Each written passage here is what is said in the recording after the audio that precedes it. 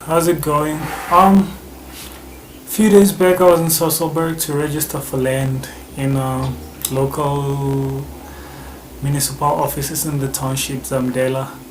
So as I got there, obviously there was a lot of brothers and sisters around there to register for land because it's not a secret. Black people in South Africa are landless, and every opportunity that we get to sort of get land, we grab it by all means. So everything was fine. We were there and stuff. But as we were there, right, there was a lot of EFF t-shirts around. So obviously, as a sensible person, I could figure out that this was organized by the EFF, right? So I was in the queue waiting like everyone else, and then got to register. They wanted your numbers, cell phone numbers, name, full names, and surname, and ID number. Right. Like everyone else, I did. They're not discriminating against anyone. There were even ANC people coming there to register. As long as you're black and South African, they gonna register you. So right, so I registered for myself and then went home. I had a brother of mine who was working at the time. He's the one who linked me up. So he told me he couldn't come, so I should register for him. I went home to get his ID, went there and then registered for him. So as I got there for the second time, we were told to please not leave, stay shortly. We're gonna have an address by the EFF provincial chairperson. Cool, had no issues.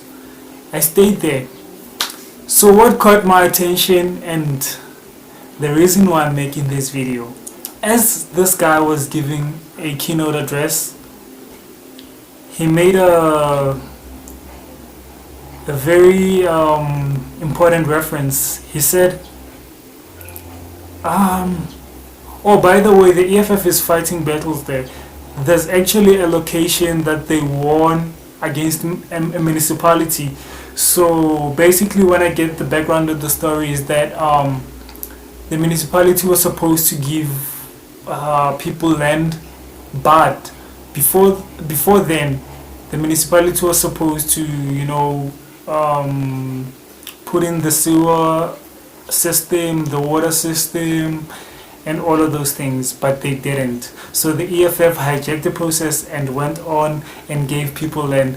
Now as we speak, people are there, they're building houses, and life is going on. So shout out to the EFF for that.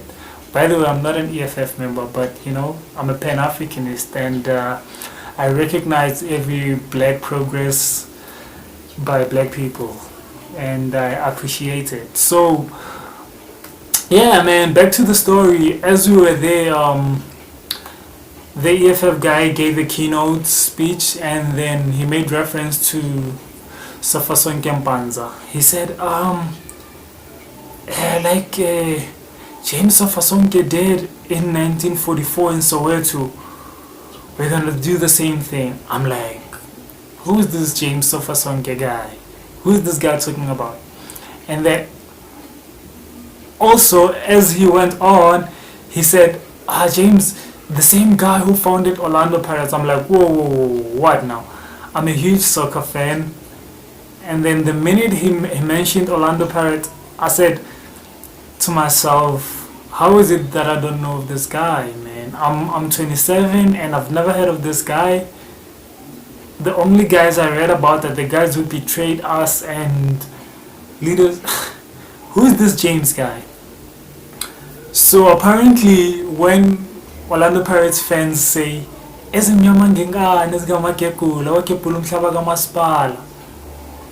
making reference to what James Sofasonke did.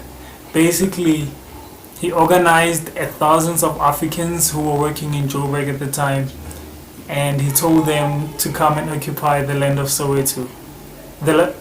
By then it was just Orlando. Later on became Soweto. So in essence, James Sofasonke Mpanza is the founder of Soweto. Now that's some deep ass shit. How is it that we don't learn about these people? How is it that our education system is designed for us to learn about Bo Hitler and all these other white so-called superheroes, but the biggest township in Africa, and by far the most developed township in Africa, we are not being taught about the man who found it? I think this is criminal, man. I think the ANC has betrayed us, and but for us as Pan-Africanists, it's our job to make sure that kids of today and of the future never forget about the name.